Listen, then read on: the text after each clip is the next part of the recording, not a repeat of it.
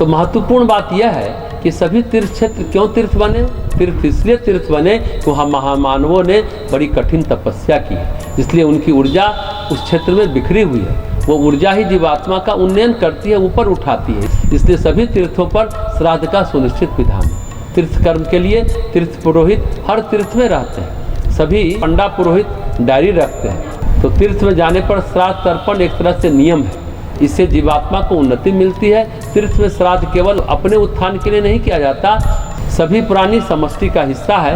आप केवल निजता के साथ नहीं रह सकते, सिर्फ आप केवल एक नहीं हो, आपके साथ आपका कुल, आपका खानदान, आपके पितर, आपके जीवन मरण के संबंधी सभी हैं। इष्ट देवता, कुल देवता सभी जुड़े हैं। जीवात्मा मुक्ति पाती है, यानी क्षुद्र से विराट बन जाती है, नर से नारायण बन जाती है, ब्रह्म बन जाती है, व्याप्त हो जाती है ब्रह्मांड में। जैसे जैसे व्यापक होती जाती है वैसे वैसे उसके मित्र संबंधी कुटुंबी एलिवेटेड हो जाते हैं, उठ जाते हैं। कुल में कोई एक व्यक्ति मुक्त आत्मा हो जाता है तो उस कुल में फिर कोई प्रेत पिशाच नहीं रह जाता। कोई अगर रहेगा प्रेत तो उस कुल में कोई मुक्त नहीं हो सकता। उसी तरह कोई प्रेत अगर उस कुल में रहेगा तो उस कुल में कोई मुक्त नहीं हो सकता। तीर्थ में जाना पुण्य अर्जन करना है, यह सहयोग का आदान प्रदान है। आप पितरों के लिए करते हैं तो पितर भी आपके लिए करते हैं। पितरों का आशीर्वाद है, वे प्रसन्न है तो जीवन का उत्थान होता है। लौकिक उत्थान घर व्यापार संतान सुख पद प्रतिष्ठा के लिए विशेष महत्वपूर्ण होता है। पारिवारिक सुख के लिए खासकर पितरों का आशीर्वाद बहुत महत्वपूर्ण रहता है। हम लोगों ने गरुड़ पुराण में भी अभी सुना कि गया क्षेत्र का बड़ा महत्व है। गरुड़ पुराण के श्लोक में कहा भी गया है कि हे व्यास जी, सभी समुद्र नदी आदि जितने भी तीर्थ हैं सभी गया तीर्थ में स्वयं स्नान करने आते हैं, इसमें संदेह नहीं है। गया में श्राद्ध करने से ब्रह्म हत्या, सुरापान, स्वर्ण की चोरी, गुरु पत्नी गमन आदि सभी महापातक नष्ट हो जाते हैं। गया गमन मात्र से व्यक्ति पितृ से मुक्त हो जाता है।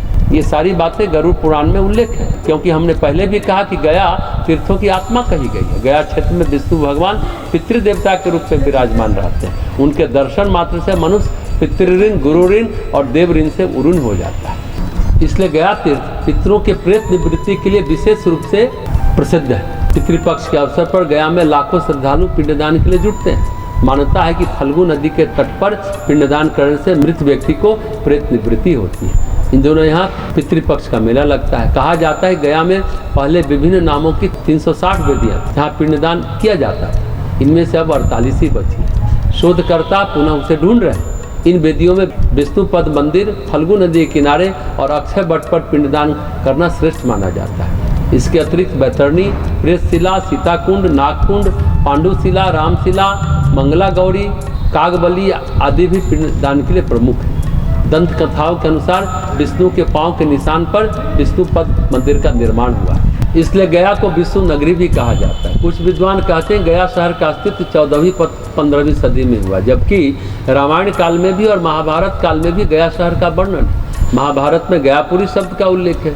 त्रेता युग यानी 12 लाख साल पहले, जिसे रामायण काल माना जाता है, उस समय भगवान श्री राम अपने पिता दशरथ का पिंडदान श्राद्ध किया। इसे सीता जी ने भी किया था।